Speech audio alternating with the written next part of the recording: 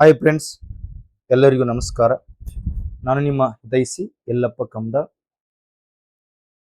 ನಿನ್ನೆ ಅವಧಿಯಲ್ಲಿ ಪೊಲೀಸ್ ಡಿಪಾರ್ಟ್ಮೆಂಟಲ್ಲಿ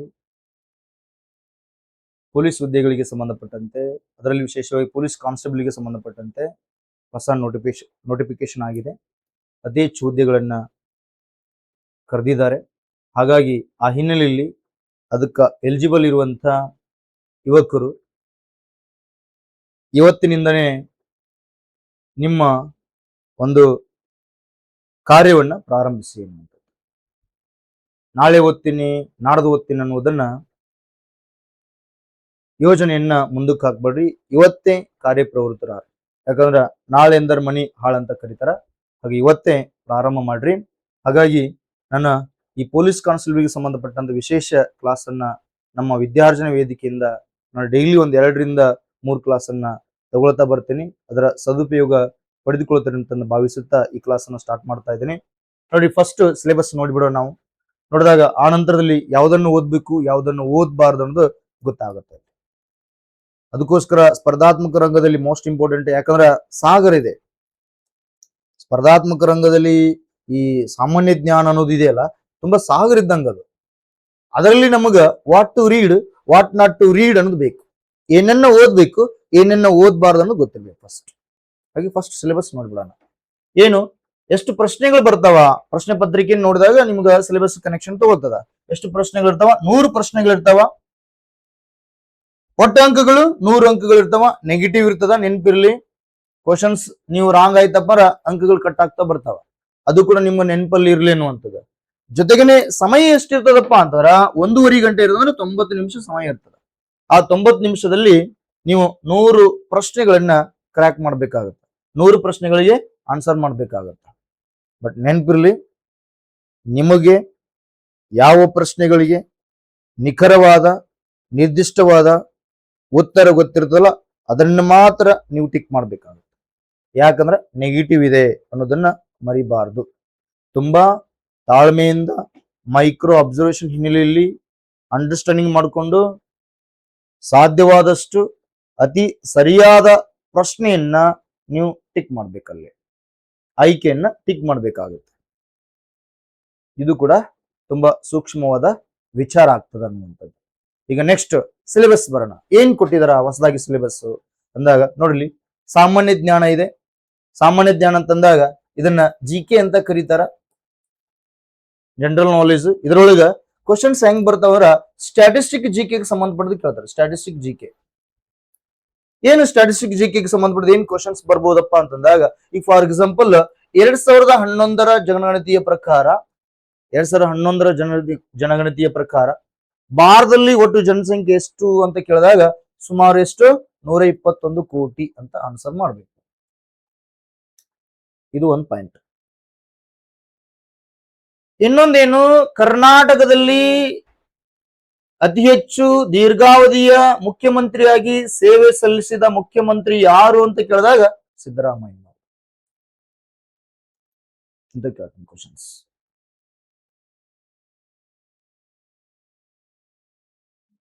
ಕರ್ನಾಟಕದಲ್ಲಿ ಬಸವಣ್ಣನವರನ್ನ ಸಾಂಸ್ಕೃತಿಕ ರಾಜಕೀಯ ನಾಯಕ ಅಂತಂದು ಘೋಷಣೆ ಮಾಡಿರುವ ಮುಖ್ಯಮಂತ್ರಿ ಯಾರಂತ ಪ್ರಶ್ನೆ ಕೇಳಿದಾಗ ಸಿದ್ದರಾಮಯ್ಯನವರು ಅಂತ ಆನ್ಸರ್ ಮಾಡಬೇಕು. ಈ ತರ ಕಂಟೆಂಟ್ ಸ್ಟ್ಯಾಟಿಸ್ಟಿಕ್ ಅಲ್ಲಿ ಕೇಳ್ತಾ ಬರ್ತಾರೆ. ಗಗನಯಾನ ಮಿಷನ್ದಲ್ಲಿ ಒಂದು ಲೇಡಿ ರೋಬೋಟ್ ಅನ್ನ ನಿರ್ಮಾಣ ಮಾಡಿದರೆ ಆ ಲೇಡಿ ರೋಬೋಟ್ ನ ಹೆಸರು ಏನಂತ ಕೇಳ್ತಾನೆ ಕ್ವಶನ್. ಸ್ಟ್ಯಾಟಿಸ್ಟಿಕ್ ಜಿಕೆ ಇದು. ಯಾವುದು? ವ್ಯೋಮ ಮಿತ್ರ ಅನ್ನುವಂಥದ್ದು. ಯಾವುದು? ವ್ಯೋಮ ಮಿತ್ರ ಅನ್ನುವಂಥದ್ದು. ಇಂಥವು ಸ್ಟ್ಯಾಟಿಸ್ಟಿಕ್ ಜಿಕೆ ಅಂತ ಕರೀತಾರೆ. ಕ್ಲಿಯರ್ ಅಲ್ಲ? ಅರ್ಥ ಮಾಡ್ಕೊಳ್ರಿ. ಈ ಪಾಯಿಂಟ್ಸ್ ಕೂಡ ನಿಮಗೆ ಗೊತ್ತಿರುತ್ತೆ. ಇದು ಸಾಮಾನ್ಯ ಜ್ಞಾನ. ಇನ್ನು ಭೂಗೋಳಶಾಸ್ತ್ರ, ಜಾಗ್ರಫಿಗೆ ಸಂಬಂಧಪಟ್ಟಿದೆ. ವಿಜ್ಞಾನ, ಜನರಲ್ ಸೈನ್ಸ್. ಈ ವಿಜ್ಞಾನದಲ್ಲಿ ಕೆಮಿಸ್ಟ್ರಿ ಬರ್ತದ, ಫಿಸಿಕ್ಸ್ ಬರ್ತದ, ಬಯಾಲಜಿ ಬರ್ತದ, ಪ್ಲಸ್ ಡೈಲಿ ಸೈನ್ಸ್ ಬರ್ತದ. ಡೈಲಿ ಸೈನ್ಸ್ ಬರ್ತದ. ಡೈಲಿ ಸೈನ್ಸ್ ಅಂತಂದ್ರೆ ಏನು? ನೀವು ಪೌಡರ್ ಹಚ್ಕೊಳ್ಳೋದಾಗಿರ್ಬೋದು, ಕ್ರೀಮ್ ಆಗಿರ್ಬೋದು, ಬಟ್ಟೆ ಬಟ್ಟೆ ತೊಳೆಯುವಂತ ಸೋಪ್ ಆಗಿರ್ಬೋದು, ಮೈಗಚ್ಚಿಕೊಳ್ಳುವಂತ ಸೋಪ್ ಆಗಿರ್ಬೋದು, ಮೊಬೈಲ್ ಆಗಿರ್ಬೋದು. ಹ್ಮ್ ಮೊಬೈಲ್ ಕಂಡಿಡಿದವ್ರು ಯಾರು, ಫೋನ್ ಕಂಡಿಡಿದವ್ರು ಯಾರು, ರೇಡಿಯೋ ಕಂಡಿಡಿದವ್ರು ಯಾರು, ಕಂಪ್ಯೂಟರ್ ಕಂಡಿಡಿದವ್ರು ಯಾರು. ಸೊ ಡೈಲಿಯಲ್ಲಿ ಏನ್ ನಾವು ಬಳಕೆ ಮಾಡ್ತೀವಲ್ಲ ವಸ್ತುಗಳಿಗೆ ಸಂಬಂಧಪಟ್ಟಂತ ದಿನನಿತ್ಯದಲ್ಲಿ ನಮಗ ಏನು ಜೀವನಕ್ಕೆ ಏನು ನಾವು ಬಳಸ್ತಾ ಬರ್ತೀವಲ್ಲ ಎಲ್ಲಾ ವಸ್ತುಗಳಿಗೆ ಸಂಬಂಧ ಪ್ರಶ್ನೆಯನ್ನು ಕೇಳ್ತಾ ಬರ್ತಾರೆ. ಈಗ ಫಾರ್ ಎಕ್ಸಾಂಪಲ್ ಈ ಅರಿಶಿಣ ಅಂತ ಬರ್ತದೆ. ಅರಿಶಿಣ ಪುಡಿಯಲ್ಲಿ ಕಲಬೆರಕೆ ಯಾವ್ದಂತ ಕೇಳ್ಬಿಡ್ತಾರೆ. ಮೆಟಲಿನ್ ಹಳದಿ ಅಂತ ಬರ್ತದೆ. ಆ ಮೆಟಲಿನ್ ಹಳದಿ ಆ ಕಲಬೆರಕೆ ಇರುವಂತ ಅರಿಶಿಣ ಪುಡಿ ನಾವು ತಿಂದ್ರಪ್ಪ ಅಂದ್ರ ಯಾವ್ದು ಬರ್ತದೆ, ಏನಾಗ್ತದ ನಮ್ಗ ದೇಹದಲ್ಲಿ, ಅದು ಯಾವ ರೋಗ ಬರ್ತದ, ಕ್ಯಾನ್ಸರ್ ರೋಗ ಬರ್ತದ ಅಂತ. ಸೊ ಈ ರೀತಿ ಡೈಲಿ ಸೈನ್ಸ್ ಕೂಡ ನಿಮ್ಗ ಗೊತ್ತಿರಬೇಕು. ಇನ್ನು ಇತಿಹಾಸಕ್ಕೆ ಸಂಬಂಧಪಟ್ಟಿದ ಪ್ರಶ್ನೆಯನ್ನ ಕೇಳ್ತಾ ಬರ್ತಾನೆ. ಈ ಇತಿಹಾಸದಲ್ಲಿ ಕರ್ನಾಟಕ ಇತಿಹಾಸ ಇದೆ ಮತ್ತೆ ಇಂಡಿಯನ್ ಹಿಸ್ಟ್ರಿನೂ ಕೂಡ ಇದೆ ಅನ್ನೋದು ನೆನಪಿರಿ. ಇನ್ನು ಭಾರತ ಸಂವಿಧಾನ ಮತ್ತೆ ಹಿಸ್ಟ್ರಿಯಲ್ಲಿ ಪರ್ಟಿಕ್ಯುಲರ್ ಹೇಳಿದ್ರು ನೋಡ್ರಿ, ರಾಷ್ಟ್ರೀಯ ಸ್ವತಂತ್ರ ಚಳವಳಿ ಇದರ ಮೇಲೆ ಫೋಕಸ್ ಮಾಡ್ತಾರ. ಇಲ್ಲಿ ಕರ್ನಾಟಕದಲ್ಲಿ ಕೂಡ ಸ್ವತಂತ್ರ ಚಳವಳಿ ನಡೆದದ, ಮತ್ತೆ ಇಂಡಿಯಾದ ಕೂಡ ನೀವು ಓದ್ಬೇಕು, ಎರಡು ಕೂಡ ಓದ್ಬೇಕು ಇಲ್ಲಿ. ಇನ್ನು ಮೆಂಟಲ್ ಎಬಿಲಿಟಿ ಕ್ವಶನ್ಸ್ ಅನ್ನ ಕೇಳ್ತಾ ಬರ್ತಾನೆ. ಮೆಂಟಲ್ ಎಬಿಲಿಟಿ ಕ್ವಶನ್ಸ್ 8ರಿಂದ 10 ಕ್ವಶನ್ಸ್ ಕೇಳ್ತಾನೆ. ನೈತಿಕ ಶಿಕ್ಷಣ ನೋಡ್ರಿ ಎಕ್ಸ್ಟ್ರಾ ಕೊಟ್ಟಾರ ನೋಡ್ರಿ, ನೈತಿಕ ಶಿಕ್ಷಣ ಎಕ್ಸ್ಟ್ರಾ ಕೊಟ್ಟಿದ್ದಾರೆ ಇಲ್ಲಿ. Moral educations, ethical educations extra ಕೊಟ್ಟಿದ್ದಾರೆ. ಇದನ್ನ ಎಕ್ಸ್ಟ್ರಾ ಕೊಟ್ಟಾರಲ್ಲ ಸರ್, ಇದು ಎಲ್ಲಿ ಸಬ್ಜೆಕ್ಟ್ ಸಿಗ್ತದ, ಬುಕ್ಕನೇ ಇಲ್ಲಪ್ಪ, ಹೆಂಗ್ ಓದ್ಬೇಕು? ಭಯ ಪಡುದ ಅವಶ್ಯಕತೆ ಇಲ್ಲ. ಅದನ್ನ ಏನು ಹೆಂಗ ಅನ್ನೋದನ್ನ ಇದೇ ಕ್ಲಾಸ್ ಅಲ್ಲಿ ನಿಮಗ ಎಲ್ಲಾ ರೀತಿಯಾಗಿ ಅರ್ಥ ಮಾಡಿಸ್ತೀನಿ. ಸ್ವಲ್ಪ ತಾಳ್ಮೆಯಿಂದ ಇರಿ ಅಷ್ಟೇ, ಹೆದರಬಾರ್ದು. ಹೆದರುವಂತ ಅವಶ್ಯಕತೆ ಇಲ್ಲ. ಮನುಷ್ಯನಿಗೆ ಅಸಾಧ್ಯವಾದದ್ದು ಯಾವುದೂ ಇಲ್ಲ ಅನ್ನುವಂಥದ್ದು. ಹಾಗಾಗಿ ತುಂಬಾ ತಾಳ್ಮೆಯಿಂದ ಇರ್ರಿ, ಕರೆಕ್ಟ್ ಆಗಿ ಪ್ರಿಪರೇಷನ್ ಮಾಡ್ತಾ ಬರ್ರಿ ಅನ್ನುವಂಥದ್ದು. ಎಸ್, ಸಾಮಾನ್ಯ ಅಧ್ಯಯನ ಅಂತಿದೆ ನೋಡಿ. ನೋಡಿ, ಸಾಮಾನ್ಯ ಜ್ಞಾನ ಬೇರೆ, ಸಾಮಾನ್ಯ ಅಧ್ಯಯನ ಬೇರೆ. ಈ ಸಾಮಾನ್ಯ ಅಧ್ಯಯನದಲ್ಲಿ ಎಲ್ಲಾ ಸಬ್ಜೆಕ್ಟ್ ಇರ್ತಾವ, ನೆನಪಿರ್ಲಿ. ಇವೆಲ್ಲ ಏನಾದ್ರು ಎಲ್ಲಾ ಸಬ್ಜೆಕ್ಟ್ ಇರ್ತಾವ. ಸರ್ ಮತ್ತೆ ಎಕನಾಮಿಕ್ಸ್ ಕೊಟ್ಟಿಲ್ಲಲ್ರಿ, ಎಕನಾಮಿಕ್ಸ್ ಮೇಲೆ ಪ್ರಶ್ನೆ ಬಂದ್ರೆ ಹೆಂಗ್ರಿ? ಕರೆಂಟ್ ಇವೆಂಟ್ಸ್ ಕೊಟ್ಟಿಲ್ಲಲ್ರಿ ಸರ್, ಕರೆಂಟ್ ಇವೆಂಟ್ಸ್ ಮೇಲೆ ಕ್ವಶನ್ಸ್ ಬಂದ್ರೆ ಹೆಂಗ್ರಿ? ಸೈನ್ಸ್ ಅಂಡ್ ಟೆಕ್ನಾಲಜಿ ಕೊಟ್ಟಿಲ್ಲಲ್ರಿ, ಅದ್ರ ಮೇಲೆ ಕ್ವಶನ್ಸ್ ಬಂದ್ರೆ ಹೆಂಗ್ರಿ? ಎಕಾಲಜಿ ಎನ್ವೈರನ್ಮೆಂಟ್ ಸಂಬಂಧಪಟ್ಟಂತ ಕೊಟ್ಟಿಲ್ಲಲ್ರಿ. ಕೊಟ್ಟಿಲ್ಲ ಅಂದ್ರ ಅದ್ರೊಳಗೆ ಎಲ್ಲಿ ಐತಪ್ಪ ಅಂದ್ರ ನೋಡಿಲಿ, ಜನರಲ್ ಸ್ಟಡೀಸ್ ಅಂತ ಇದೆ, ಸಾಮಾನ್ಯ ಅಧ್ಯಯನ ಅಂತ ಇದೆಯಲ್ಲ, ಅದ್ರೊಳಗ ಐತೆ. ಹಾಗಾಗಿ ಇದ್ರೊಳಗ ಎಕನಾಮಿಕ್ಸ್ ಬರುತ್ತೆ, ಎಕಾಲಜಿ ಎನ್ವೈರನ್ಮೆಂಟ್ ಬರುತ್ತೆ, ಸೈನ್ಸ್ ಅಂಡ್ ಟೆಕ್ನಾಲಜಿ ಬರುತ್ತೆ, ಜೊತೆಗಿನೇ ಕರೆಂಟ್ ಇವೆಂಟ್ಸ್ ಬರುತ್ತೆ, ಜೊತೆಗಿನೇ ಕಂಪ್ಯೂಟರ್ ಬರುತ್ತೆ. ಎಲ್ಲವೂ ಬರ್ತವೆ ಕ್ವಶನ್ಸ್. ಎಲ್ಲದರ ಮೇಲೆ ಎಷ್ಟು ಕ್ವಶನ್ಸ್ ಕೇಳ್ತಾನಪ್ಪ ಅಂತಂದ್ರ 100 ಪ್ರಶ್ನೆಗಳನ್ನು ಕೇಳ್ತಾನೆ. ಎಷ್ಟು ಪ್ರಶ್ನೆ ಕೇಳ್ತಾನ? 100 ಪ್ರಶ್ನೆಗಳನ್ನು ಕೇಳ್ತಾನೆ. ಕ್ಲಿಯರ್ ಆಯ್ತಲ್ಲ? ಈಗ ಎಕ್ಸ್ಟ್ರಾ ಒಂದು ಆಡ್ ಮಾಡಿದಾರ ಅವರು, ಎಥಿಕಲ್ ಎಜುಕೇಶನ್ ಅನ್ನೋದನ್ನ ಎಕ್ಸ್ಟ್ರಾ ಆಡ್ ಮಾಡಿದಾರಲ್ಲ. ಸೊ ಇದ್ರ ಬಗ್ಗೆ ನೋಡ್ತಾರೆ. ಯಾಕಂದ್ರೆ ಕರ್ನಾಟಕ ಎಜುಕೇಶನ್ ಅಥಾರಿಟಿ ಎಲ್ಲ ಸ್ವಲ್ಪ ಶಿಕ್ಷಣಕ್ಕೆ ಸಂಬಂಧಪಟ್ಟಂತದ್ದು ಕೇಳ್ತಾ ಬರ್ತಾರೆ. ಯಾಕಂದ್ರೆ ಇತ್ತೀಚಿನ ಅವಧಿಯಲ್ಲಿ ಬೇರೆ ರೀತಿಯಾದಂತ ರೂಪಕ್ಕೆ ಹೋಗ್ತಾ ಇದೆ ಸೊಸೈಟಿ. ಕೊಲೆಗಳು ಹೆಚ್ಚಿಗೆ ಆಗ್ತಾ ಇದಾವ, ಲಂಚ ಜಾಸ್ತಿ ಆಗ್ತಾ ಇದೆ, ಹಣದ ಆಡಳಿತ ಜಾಸ್ತಿ ಆಗ್ತದೆ, ಹಣಕ್ಕೆ ಜಾಸ್ತಿ ಮೌಲ್ಯವನ್ನ ಕೊಡ್ತಾ ಇದ್ದಾರೆ ಅಧಿಕಾರಿಗಳು. ಅಲ್ಲಿ ಆಡಳಿತ ಅಧಿಕಾರಿಗಳಾಗಿರ್ಬೋದು ಮತ್ತು ರಾಜಕೀಯ ವ್ಯಕ್ತಿಗಳಾಗಿರ್ಬೋದು. ಅದಕ್ಕೋಸ್ಕರ ಮನುಷ್ಯತ್ವಕ್ಕೆ ಬೆಲೆ ಇರ್ಲಿ, ಮೌಲ್ಯ ಇರ್ಲಿ, ನೈತಿಕತೆ ಇರ್ಲಿ ಅಂತಂದು ಏನ್ ಮಾಡಿದಾರಪ್ಪ ಅಂದ್ರ ಒಂದು ಹೊಸ ಕಂಟೆಂಟ್ ಅನ್ನ ಆಡ್ ಮಾಡಿದಾರ. ಸೊ ಇದು ಏನು ಅನ್ನೋದನ್ನ ನಾವಿಲ್ಲಿ ಅರ್ಥ ಮಾಡ್ಕೊಳ್ತಾ ಬರೋಣ.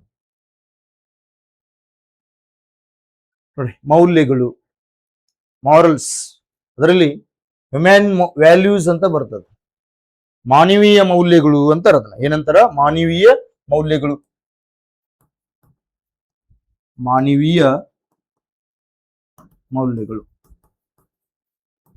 ಸೊ ಇದನ್ನ ಯಾಕೆ ಇಟ್ಟಾರಪ್ಪ ಅಂತಂದ್ರೆ ಅರ್ಥ ಮಾಡ್ಕೊಳ್ರಿ. ರಾಷ್ಟ್ರದಲ್ಲಿ ಇರ್ಲಿ, ರಾಜ್ಯದಲ್ಲಿ ಇರ್ಲಿ, ಯಾವುದೇ ವ್ಯಕ್ತಿ ದೊಡ್ಡ ಹುದ್ದೆಯಲ್ಲಿ ಇರ್ಲಿ,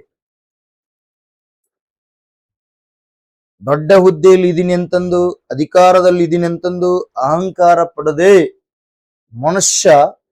ಮನುಷ್ಯತ್ವದಿಂದ ಬದುಕಲಿಕ್ಕೆ ಹೆಲ್ಪ್ ಆಗುವಂತ ಕಂಟೆಂಟ್ ಈ ಮೌಲ್ಯಗಳು, ಮಾನವೀಯ ಮೌಲ್ಯಗಳು. ಮನುಷ್ಯತ್ವದಿಂದ ಬದುಕಲಿಕ್ಕೆ ಮಾರ್ಗದರ್ಶನ ಕೊಡುವಂತ ಏನಾದ್ರೂ ಒಂದು ಕಂಟೆಂಟ್ ಏನಾದ್ರೂ ಇತ್ತಪ್ಪ ಅಂದ್ರೆ ಅದು ಹ್ಯೂಮನ್ ವ್ಯಾಲ್ಯೂಸ್ ಅಂತ ಬರ್ತದ, ಮಾನವೀಯ ಮೌಲ್ಯಗಳು. ಅದಕ್ಕೆ ಈ ಟಾಪಿಕ್ ಇಟ್ಟಿದ್ದ ಉದ್ದೇಶ ಏನು? ಒಳ್ಳೆಯ ಆಡಳಿತ ಮಾಡಬೇಕು, ಒಳ್ಳೆಯ ಸೇವೆ ಮಾಡಬೇಕು, ಒಳ್ಳೆಯ ದೂರದೃಷ್ಟಿ ಇರಬೇಕು, ಒಳ್ಳೆಯ ಚಿಂತನೆ ಇರಬೇಕು, ಒಳ್ಳೆಯ ಕೆಲಸ ಮಾಡಬೇಕು ಅನ್ನೋದು ಕಂಟೆಂಟ್ ಇದ್ರೊಳಗಿದೆ ಅನ್ನೋದನ್ನ ಅರ್ಥ ಮಾಡ್ಕೊ. ಮೌಲ್ಯ ಅಂದ್ರೆ ಬೇರೆ, ಒಳ್ಳೆಯದು, ಒಳ್ಳೆಯ ದಾರಿಯಲ್ಲಿ ಹೋಗುವುದು, ಒಳ್ಳೇದು ಮಾಡುವುದು, ಈ ತರ ಕಂಟೆಂಟ್ ಅನ್ನ ಒಳಗೊಂಡಿದ್ದು, ಅರ್ಥ ಮಾಡ್ಕೊಡ್ರಿ. ಅದಕ್ಕೆ ಗುಡ್ನೆಸ್ ಈಸ್ ಗಾಡ್ ಅಂತ ಕಂಟೆಂಟ್. ಈ ವ್ಯಾಲ್ಯೂಸ್ ಎಥಿಕಲ್ ಎಜುಕೇಶನ್ ಅನ್ನ ಏನ್ ಇಂಡಿಕೇಶನ್ ಕೊಡ್ತದಂದ್ರ ಎಥಿಕಲ್ ಎಥಿಕಲ್ ಕಂಟೆಂಟ್ ಇದೆಯಲ್ಲ, ಎಥಿಕಲ್ ಕಂಟೆಂಟ್ ಏನನ್ನ ಒಳಗೊಂಡಿದೆ ಅಂದ್ರ ಗುಡ್ನೆಸ್ ಈಸ್ ಗಾಡ್ ಅನ್ನೋದು ಕಂಟೆಂಟ್. ಗುಡ್ನೆಸ್ ಈಸ್ ಗಾಡ್, ಒಳ್ಳೆತನವೇ ದೇವರು ಅಂತ. ಹಾಗಾಗಿ ಇದಕ್ಕೆ ಸಂಬಂಧಪಟ್ಟಂತ ಕ್ವಶನ್ಸ್ ಹೆಂಗ್ ಬರ್ತಾವ ಅಂತ ನೋಡೋಣ. ಇದು ಥಿಂಕಿಂಗ್ ಮೇಲೆ ಕ್ವಶನ್ಸ್ ಇರ್ತಾವ, ಸಿಚುವೇಶನ್ ಬೇಸ್ಡ್. ಯಾಕಂದ್ರ ಈ ಪೊಲೀಸ್ ಕಾನ್ಸ್ಟೇಬಲ್ ಆಗಿರ್ಬೋದು, PSI ಆಗಿರ್ಬೋದು, IPS ಅಧಿಕಾರಿ ಆಗಿರ್ಬೋದು, KS ಅಧಿಕಾರಿ ಆಗಿರ್ಬೋದು, IAS ಅಧಿಕಾರಿ ಆಗಿರ್ಬೋದು, ಇವರೆಲ್ಲ ಡಿಸಿಷನ್ ಮೇಕಿಂಗ್ ಮತ್ತು ಫೀಲ್ಡ್ ವರ್ಕ್ ಮಾಡ್ತಿರ್ತಾರ. ಫೀಲ್ಡ್ ವರ್ಕ್ ಮಾಡುವಂತ ಸಂದರ್ಭದಲ್ಲಿ ಕೆಲವಿಷ್ಟು ಸಿಚುವೇಶನ್ಸ್ ಗಳು ಬರ್ತಿರ್ತಾವ. ಆ ಸಿಚುವೇಶನ್ಸ್ ಗಳನ್ನ ಓನ್ ಆಗಿನೇ ಎಥಿಕಲ್ ಆಗಿನೇ ಥಿಂಕ್ ಮಾಡಿನೇ ಅವುಗಳನ್ನ ಎದುರಿಸಬೇಕಾಗತ್ತ. ಹಾಗಾಗಿ ಆ ಹಿನ್ನೆಲೆಯಲ್ಲಿ ಈ ಕ್ವಶನ್ಸ್ ಗಳನ್ನ ಇಟ್ಟಿದ್ದಾರೆ. ಆ ಟಾಪಿಕ್ ಅನ್ನ ಇಟ್ಟಿದ್ದೆ, ಎಕ್ಸ್ಟ್ರಾ ಟಾಪಿಕ್ ಅನ್ನು ನಿಮ್ಗೆ ಇಟ್ಟಿದ್ದು. ಹಾಗೇನು ಫಸ್ಟ್ ಕ್ವಶನ್ ನೋಡೋಣ. ಫಸ್ಟ್ ಕ್ವಶನ್ಸ್ ನೋಡೋಣ. ಏನಪ್ಪಾ ಅಂತಂದ್ರ, ಒಂದನೇದ್ದು, ಅಪಘಾತಕ್ಕೊಳಗಾದ ವ್ಯಕ್ತಿಯನ್ನು ರಸ್ತೆಯಲ್ಲಿ ಕಂಡಾಗ ಪೊಲೀಸ್ ಸಿಬ್ಬಂದಿಯ ಮೊದಲ ಆದ್ಯತೆ ಏನಾಗಿರಬೇಕು ಅಂತ ಪ್ರಶ್ನೆಯನ್ನ ಕೇಳಿದಾರ. ಒಂದು ಆಕ್ಸಿಡೆಂಟ್ ಆಗಿರ್ತದ, ಅದ ನೋಡ್ತಾರ ಪೊಲೀಸ್ ಕಾನ್ಸ್ಟೇಬಲ್. ನೋಡಿದಾಗ ಅವನ ಮೊದಲ ಆದ್ಯತೆ ಏನಂತ ಪ್ರಶ್ನೆಯನ್ನ ಕೇಳಿದಾರ. ಫಸ್ಟ್ ಏನು, ತಕ್ಷಣವೇ ಪ್ರಥಮ ಚಿಕಿತ್ಸೆ ಮತ್ತು ಆಸ್ಪತ್ರೆಗೆ ದಾಖಲಿಸುವ ವ್ಯವಸ್ಥೆ ಮಾಡುವುದು.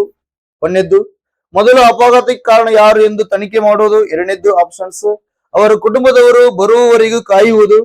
Third options. ಇನ್ನ ನಾಲ್ಕನೇ ಆಪ್ಷನ್ಸ್, ಪ್ರಕರಣವನ್ನು ದಾಖಲಿಸಲು ಪೊಲೀಸ್ ಠಾಣೆಗೆ ಹೋಗುವುದು. ಈ ಮೂರು ಹೇಳಿಕೆಗಳು ರಾಂಗ್ ಆಗ್ತಾವ. ಫಸ್ಟ್ನೇ ಹೇಳಿಕೆ ಕರೆಕ್ಟ್, ಫಸ್ಟ್ನೇ ಆಪ್ಷನ್ಸ್ ಕರೆಕ್ಟ್ ಆಗ್ತಾವ. ಅದೇ ಯಾಕಪ್ಪ ಅಂತಂದ್ರ, ಆಕ್ಸಿಡೆಂಟ್ ಆಗಿರ್ತದ, ಅವನಿಗೆ ತಲೆಗೋ ಇನ್ನೆಲ್ಲಿಗೋ ಪೆಟ್ಟು ಬಿದ್ದಿರ್ತದ. ಫಸ್ಟ್ ನಾವು ಆ ವ್ಯಕ್ತಿ ಆಕ್ಸಿಡೆಂಟ್ ಆಗಿತ್ತಲ್ಲ, ರಕ್ತ ಹೋಗ್ತಿರ್ತದ, ಅಪಾಯದಲ್ಲಿ ಇರ್ತಾನ, ಅವನಿಗೆ ತುರ್ತು ಚಿಕಿತ್ಸೆ ಬೇಕಾಗಿರ್ತದ. ತುರ್ತು ಚಿಕಿತ್ಸೆ ಕೊಡ್ಲಿಲ್ಲಪ್ಪ ಅವನ ಡೆತ್ ಆಗ್ತಾನ. ಅದಕ್ಕೋಸ್ಕರ ಫಸ್ಟ್ ಏನ್ ಮಾಡ್ಬೇಕು, ಪ್ರಥಮ ಚಿಕಿತ್ಸೆ ಮತ್ತು ಆಸ್ಪತ್ರೆಗೆ ದಾಖಲು ಮಾಡ್ಬೇಕು. ಮುಂದೆ ಏನಾದ್ರು ಕ್ರಮವನ್ನ ಕೈಗೊಳ್ಬಹುದು ಅದಕ್ಕೆ ಸಂಬಂಧಪಟ್ಟಂತದ್ದು. ಇವೆಲ್ಲ ವೇಸ್ಟ್. ಇವನ್ನೆಲ್ಲ ಮಾಡ್ಕೊಂಡ್ ಕುಂತ್ರ ಅದು ಅದಕ್ಕೆ ರಿಲೇಟೆಡ್ ಆದಂತ ಒಂದು ಸೂಕ್ತವಾದ ಆನ್ಸರ್ ಆಗಲ್ಲ. ನೋಡ್ರಿ, ಮೊದಲ ಅಪಘಾತ ಕಾರಣ ಯಾರೊಂದು ಪನ್ನೆಗ ಸತ್ತು ಹೋಗ್ತಾನ. ಪತ್ತೆ ಹಚ್ಕೊಂತ ಕುಂತಪ್ಪ ಅಂತ ತನಿಖೆ ಮಾಡಕತ್ತವ್ರ ಅವ್ನು ಸತ್ತು ಹೋಗ್ತಾನಲ್ಲಿ. ಅವನು ಉಳಿಸೋದು ಮೇನ್ ಇಂಪಾರ್ಟೆಂಟ್. ಅದಕ್ಕೆ ಒಳ್ಳೇದ್ ಮಾಡೋದು ಫಸ್ಟ್. ನೀನು ಅವನು ಉಳಿಸುವಂತ ಪ್ರಯತ್ನ, ಆರಕ್ಷಕ ಅಲ್ಲ, ರಕ್ಷಣೆ ಕೊಡ್ಬೇಕು, ಅದು ಮೇನ್ ಇಂಪಾರ್ಟೆಂಟ್. ಇನ್ನು ಅವರ ಕುಟುಂಬದವರು ಬರೋವರಿಗೆ ಕಾಯಕಂದ್ರೆ ಡೆತ್ ಆಗಿ ಹೋಗ್ತಾನ ಅವನು. ಇನ್ನು ಪ್ರಕರಣವನ್ನು ದಾಖಲಿಸಲು ಪೊಲೀಸ್ ಸ್ಟೇಷನ್ ಅವ್ರನ್ನ ಅಲ್ಲೇ ಬಿಟ್ಟು ಪೊಲೀಸ್ ಸ್ಟೇಷನ್ಗೆ ಹೋಗುದಲ್ಲ, ರಕ್ಷಣೆ ಮಾಡೋದು, ಆರಕ್ಷಕರು ಅಂತ ಕರೀತಾರೆ. ಅದಕ್ಕ ಫಸ್ಟ್ ಆಪ್ಷನ್ಸ್ ಕರೆಕ್ಟ್ ಆಗ್ತದೆ. ಇನ್ನು ಸೆಕೆಂಡ್ ಕ್ವಶನ್ಸ್ ನಾವು ನೋಡಿದಾಗ, ವೃತ್ತಿಪರ ನೈತಿಕತೆ ಬಗ್ಗೆ ಕೊಟ್ಟಿದ್ದಾರೆ. ಆಲ್ರೆಡಿ ನೀನು ಜಾಬ್ ಅಲ್ಲಿ ಇದ್ದೀರಿ, ಆ ಜಾಬ್ ಅಲ್ಲಿ ಇರ್ಬೇಕಾದ್ರ ನಿಮ್ಮ ಒಂದು ಒಳ್ಳೆತನ ಏನಿದೆ ಅನ್ನೋದನ್ನ ಅಲ್ಲಿ ತೋರಿಸ್ಕೊಡ್ಬೇಕಾಗುತ್ತೆ. ನೋಡಿ, ಪೊಲೀಸ್ ಇಲಾಖೆಯಲ್ಲಿ ನೈತಿಕತೆ ಎನ್ನುವುದರ ಮುಖ್ಯ ಉದ್ದೇಶ ಏನು ಅಂತ ಕೇಳ್ಯಾರ. ಇದನ್ನ ನೈತಿಕ ಪೊಲೀಸ್ ಗಿರಿ ಅಂತಾರೆ. ಏನಂತಾರೆ ಇದನ್ನ? ನೈತಿಕ ಪೊಲೀಸ್ ಗಿರಿ ಅಂತಾರೆ. ನೈತಿಕ ಪೊಲೀಸ್ ಗಿರಿ ಅಂತಾರೆ. ಆಕ್ಚುಲಿ PSI ಅಂತ ಕೇಳುವ ಎಲ್ಲ ಕ್ವಶನ್ಸ್, PSI ಗೆ, IAS ಗೆ, KS ಗೆ ethics based questions, decision making ಇರುವಂತ ಕ್ವಶನ್ಸ್ ಕೇಸ್ ಸ್ಟಡಿಯಲ್ಲಿ ಬರ್ತವೆ. ಬಟ್ ನಿಮ್ ಪೊಲೀಸ್ ಕಾನ್ಸ್ಟೇಬಲ್ ಗೆ ಟಾಪಿಕ್ ಇಟ್ಟಾರಂದ್ರೆ ಅರ್ಥ ಮಾಡ್ಕೊಡ್ರಿ, ಕ್ವಶನ್ ಪೇಪರ್ ಕಾಲದಿಂದ ಕಾಲಕ್ಕೆ ಚೇಂಜ್ ಆಗ್ತಾ ಬರ್ತಾರೆ. ಆ ಕಾಲದಿಂದ ಕಾಲಕ್ಕೆ ನಾವು ಚೇಂಜ್ ಆಗ್ಬೇಕು, ನಮ್ಮ ಜ್ಞಾನವೂ ಚೇಂಜ್ ಆಗ್ಬೇಕು, ನಮ್ಮ ಥಿಂಕಿಂಗ್ ಎಬಿಲಿಟಿ ಕೂಡ ಚೇಂಜ್ ಆಗ್ಬೇಕಾಗುತ್ತೆ. ಅದಕ್ಕೋಸ್ಕರ ಇಟ್ಟ. ಸೊ ನೋಡಿ ಪ್ರಶ್ನೆ, ಪೊಲೀಸ್ ಇಲಾಖೆಯಲ್ಲಿ ನೈತಿಕತೆ ಎನ್ನುವುದರ ಮುಖ್ಯ ಉದ್ದೇಶ ಏನಪ್ಪಾ ಅಂತ ಅರ್ಥ ಮಾಡ್ಕೊಳ್ರಿ. ಇಲ್ಲಿ ಸೂಕ್ತವಾದ ಆನ್ಸರ್ ಏನಪ್ಪಾ ಅಂದ್ರೆ, ಸಾರ್ವಜನಿಕರಲ್ಲಿ ನಂಬಿಕೆ ಮೂಡಿಸುವುದು ಮತ್ತು ನ್ಯಾಯಯುತವಾಗಿ ಕಾನೂನು ಜಾರಿಗೆ ಮಾಡುವುದು. ಕಾನೂನು ಜಾರಿ ಮಾಡುವುದು ಇದು ಮೈನ್, ಇದೇ ಆನ್ಸರ್ ಆಗೋದು. ಕೇವಲ ಉನ್ನತ ಅಧಿಕಾರಿಗಳನ್ನು ಮೆಚ್ಚಿಸುವುದು, ನೋ, ಬಕೆಟ್ ಹಿಡಿದಂತರ, ಬಕೆಟ್ ಹಿಡಿದಲ್ಲ. ಕಾನೂನು ಆಳ್ವಿಕೆ ಇದೆ ಇಲ್ಲಿ. ಪ್ರಜಾಪ್ರಭುತ್ವ ದೇಶದಲ್ಲಿ ಕಾನೂನು ಎಲ್ಲರಿಗೂ ಒಂದೇ, ಕಾನೂನಿಗೆ ಎಲ್ಲರೂ ಬಾಗ್ಲೇಬೇಕು. ಮತ್ತು ಪ್ರಜಾಪ್ರಭುತ್ವ ಇದೆ ಇಲ್ಲಿ. ಪ್ರಜೆಗಳೇ ಪ್ರಭುಗಳಿಲ್ಲಿ, ಪ್ರಜೆಗಳಿಗೋಸ್ಕರ ಆಡಳಿತ ಮಾಡ್ಬೇಕು ನಾವು. ಅದಕ್ಕೋಸ್ಕರ ಏನು, ಸಾರ್ವಜನಿಕರು ಅಂದ್ರೆ ಪ್ರಜೆಗಳು, ಸಾರ್ವಜನಿಕರ ನಂಬಿಕೆ ಮೂಡುವ ರೀತಿಯಲ್ಲಿ ನಾವು ಆಡಳಿತ ಮಾಡ್ಬೇಕು, ಮತ್ತ ನ್ಯಾಯಯುತವಾಗಿ ಕಾನೂನನ್ನ ಜಾರಿಗೆ ಮಾಡ್ಬೇಕು. ಅದು ಆನ್ಸರ್. ಅಪರಾಧಿಗಳನ್ನು ಶಿಕ್ಷಿಸುವುದು ಮಾತ್ರ ಅಲ್ಲ, ನೋಡಿಲಿ, ಅಪರಾಧಿಗಳನ್ನು ಕೂಡ ನಾವು ರಕ್ಷಣೆ ಮಾಡುವುದಿದೆ. ಶಿಕ್ಷಿಸುವುದು ಯಾವುದು? ನ್ಯಾಯಾಂಗ ವ್ಯವಸ್ಥೆ. ಸಣ್ಣ ಪುಟ್ಟ ತಪ್ಪು ಮಾಡಿದಾಗ ಸ್ವಲ್ಪ ದಂಡಿಸುವಂತ ಒಂದು ಶಕ್ತಿ ಕೊಟ್ಟಿರ್ತಾರೆ, ಅವರಿಗೆ ಅಧಿಕಾರ ಕೊಟ್ಟಿರ್ತಾರ. ಮಾತ್ರ ಅಂತಂದ್ರೆ ರಾಂಗ್ ಆಗುತ್ತೆ. ಸ್ವಂತ ಲಾಭ ಗಳಿಸುವುದಲ್ಲ, ಭ್ರಷ್ಟಾಚಾರ ಮಾಡೋದಲ್ಲ, ದುಡ್ಡು ಸಂಪಾದನೆ ಮಾಡೋದಲ್ಲ, ರಾಂಗ್ ಆಗ್ತದೆ. ಹಾಗಾಗಿ ಆನ್ಸರ್ ಬಿ ಆನ್ಸರ್ ಕರೆಕ್ಟ್. ಇನ್ನು ನೆಕ್ಸ್ಟ್ ಕ್ವಶನ್ಸ್ ನೋಡಿದಾಗ ಕರ್ತವ್ಯ ಮತ್ತು ಪ್ರಾಮಾಣಿಕಕ್ಕೆ ಸಂಬಂಧಪಟ್ಟಂತ ಕ್ವಶನ್ಸ್ ಅನ್ನ ಕೇಳ್ತಾ ಬಂದಿದ್ದಾರೆ. ಹಾಗಾದ್ರೆ ಪೊಲೀಸ್ ಕಾನ್ಸ್ಟೇಬಲ್ ಆದ್ಯಪ್ಪ ಅಂದ್ರ ನಿನ್ನ ಕರ್ತವ್ಯ ಏನು ಫಸ್ಟ್ ಗೊತ್ತಿರಬೇಕು. ನಿನ್ನ ಸೇವೆ ಏನು, ನಿನ್ನ ಕರ್ತವ್ಯ ಏನು. ಆ ಫೀಲ್ಡ್ ಅಲ್ಲಿ ನಿನಗ ಕರ್ತವ್ಯ ಮಾಡ್ಲಿಕ್ಕೆ ಬಿಟ್ಟಾರಪ್ಪ ಅಂದ್ರ ಆ ಭಾಗದಲ್ಲಿ ಶಾಂತಿ ಸುವ್ಯವಸ್ಥೆ ಮತ್ತು ಯಾವುದೇ ರೀತಿ ಅಪರಾಧ ಆಗದಂತೆ ನಿನ್ನ ಒಂದು ಕರ್ತವ್ಯವನ್ನು ಮಾಡ್ಬೇಕಾಗುತ್ತೆ. ಆ ಕರ್ತವ್ಯ ಹೆಂಗಿರ್ಬೇಕು? ಪ್ರಾಮಾಣಿಕತೆ ಇರಬೇಕು. ಭ್ರಷ್ಟಾಚಾರ ಸಹಿತ ಕರ್ತವ್ಯ ಇರಬಾರ್ದು. ಅದು ಕರ್ತವ್ಯ ಅನ್ನೋದಲ್ಲ, ಅರ್ಥ ಮಾಡ್ಕೊಳ್ರಿ. ಹಾಗಾಗಿ ಪ್ರಾಮಾಣಿಕತೆ ಇರಬೇಕು. ಜನರ ಸೇವೆಯೇ ಜನಾರ್ದನ ಸೇವೆ ಅಂತ ಇರಬೇಕು. ಕಾಯಕ ತತ್ವವನ್ನು ಒಳಗೊಂಡಿರಬೇಕು. ಆ ಕರ್ನಾಟಕದಲ್ಲಿ ಬೆಂಗಳೂರಿನಲ್ಲಿ ವಿಧಾನಸೌಧ ಇದೆಯಲ್ಲ, ವಿಧಾನಸೌಧ ದೇವ ವಾಕ್ಯ ಇದೆ ನೋಡಿ. ಸರ್ಕಾರದ ಕೆಲಸವೇ ದೇವರ ಕೆಲಸ ಅಂತಂದ್ರೆ ನಾವು ಏನ್ ಮಾಡ್ಬೇಕಂದ್ರೆ ಸೇವೆಯನ್ನ ಮಾಡ್ಬೇಕಲ್ಲಿ. ಇಲ್ಲಿ ಸುವರ್ಣ ವಿಧಾನಸೌಧದಲ್ಲಿ ಒಂದು ಥೇಮ್ ಇದೆ. ಬೆಳಗಾವಿ ಡಿಸ್ಟ್ರಿಕ್ಟ್ ನಲ್ಲಿ ಸುವರ್ಣಸೌಧವನ್ನು ಕಟ್ಟಿಸಿದಾರ. ಅಲ್ಲಿ ಕೂಡ ಒಂದು ಥೇಮ್ ಇದೆ, ವರ್ಕ್ ಈಸ್ ವರ್ಶಿಪ್, ಕಾಯಕವೇ ಕೈಲಾಸ. ಕಾಯಕವೇ ಕೈಲಾಸ ರೀತಿಯಲ್ಲಿ ಸರ್ಕಾರ ಕೆಲಸ ದೇವರ ಕೆಲಸದ ರೀತಿಯಲ್ಲಿ ನೀವು ಕೆಲಸವನ್ನ ಮಾಡ್ಬೇಕಲ್ಲಿ, ಸೇವೆಯನ್ನ ಮಾಡ್ಬೇಕು. ಅದ ಪ್ರಾಮಾಣಿಕತೆ, ಅದನ್ನ ಕರ್ತವ್ಯ ಅಂತ ಕರೀತಾರೆ. ಸೊ ಈ ರೀತಿ ಕಂಟೆಂಟ್ ಇಟ್ಕೊಂಡು ಪ್ರಶ್ನೆಯನ್ನು ಕೇಳ್ತಾ ಬರ್ತಾನ ಇದ್ರ ಮೇಲೆ.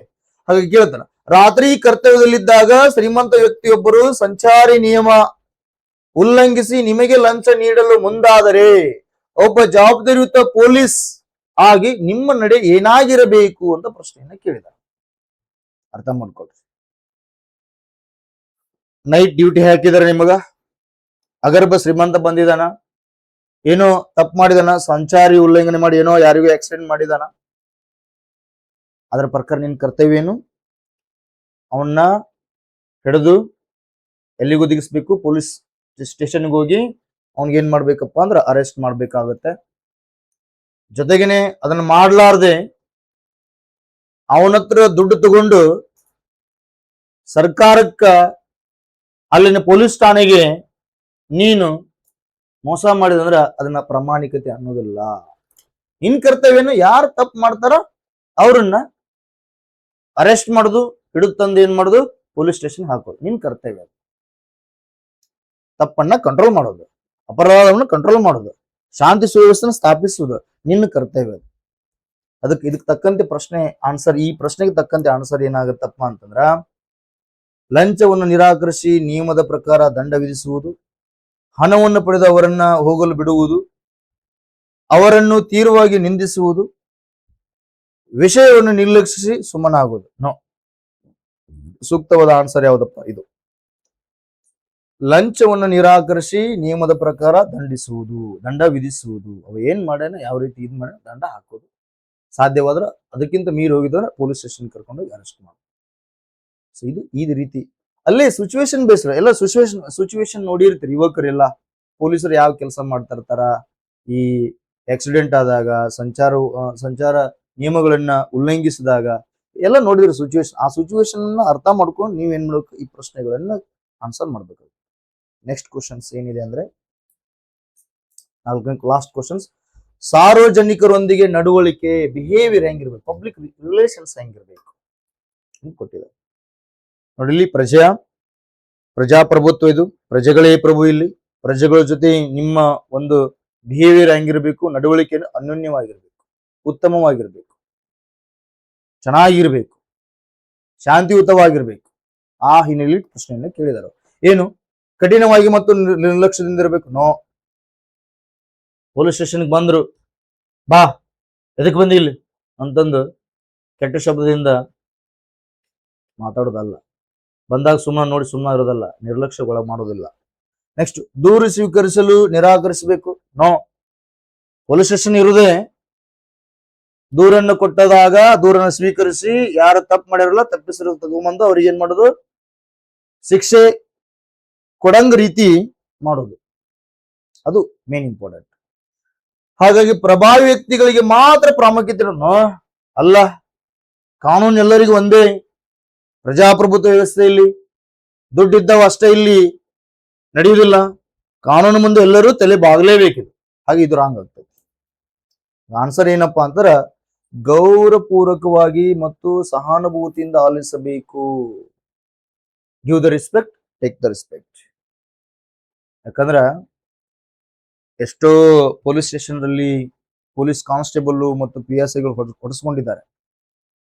ಜನಪರವಾಗಿ ಡ್ಯೂಟಿ ಮಾಡದೇ ಇದ್ದಾಗ, ಜನಸ್ನೇಹಿಯಾಗಿ ಡ್ಯೂಟಿ ಮಾಡದೇ ಇದ್ದಾಗ ಕೊಲೆನೂ ಆಗಿ ಹೋಗಿದ್ದಾರೆ, ಹೊಡೆಸ್ಕೊಂಡಿದ್ದಾರೆ.